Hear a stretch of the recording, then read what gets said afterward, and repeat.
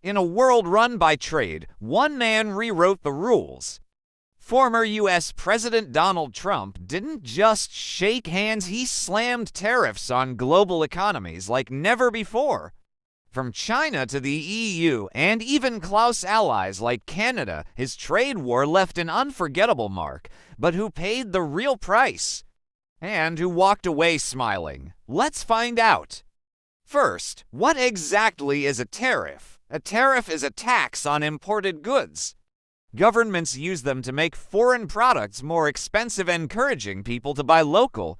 But when Trump used tariffs, it wasn't just economics, it was politics, strategy, and pressure rolled into one.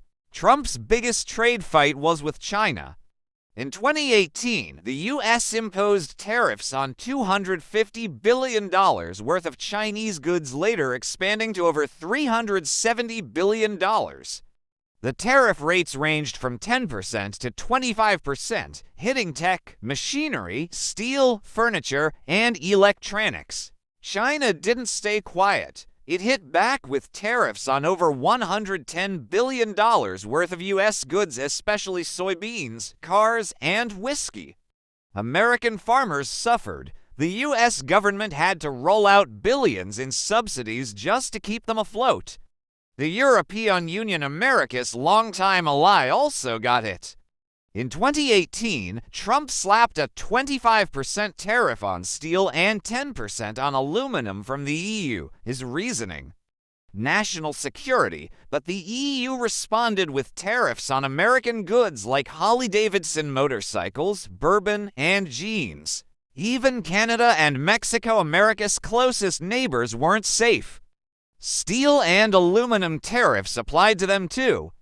Canada retaliated with $12.6 billion in counter tariffs on American products, including ketchup and whiskey.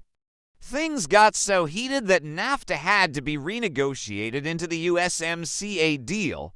So, who won? Some U.S. steel producers and aluminum manufacturers saw profits.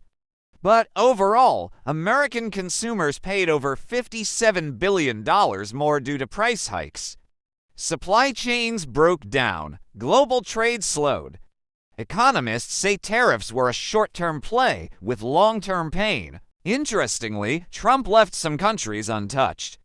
Australia was exempted from steel tariffs. Why? Strategic alliances. Japan and South Korea faced lighter treatment too, as both were crucial in U.S. efforts to counter China and North Korea. India didn't get full tariffs, but it lost something big: the Generalized System of Preferences (GSP).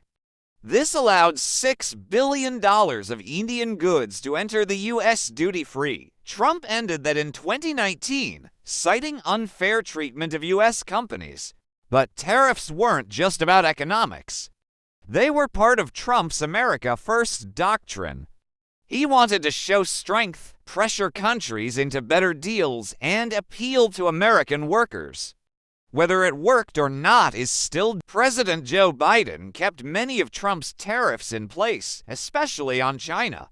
But unlike Trump, Biden focused more on building alliances rather than using tariffs as a weapon. So, did Trump's tariffs change the world?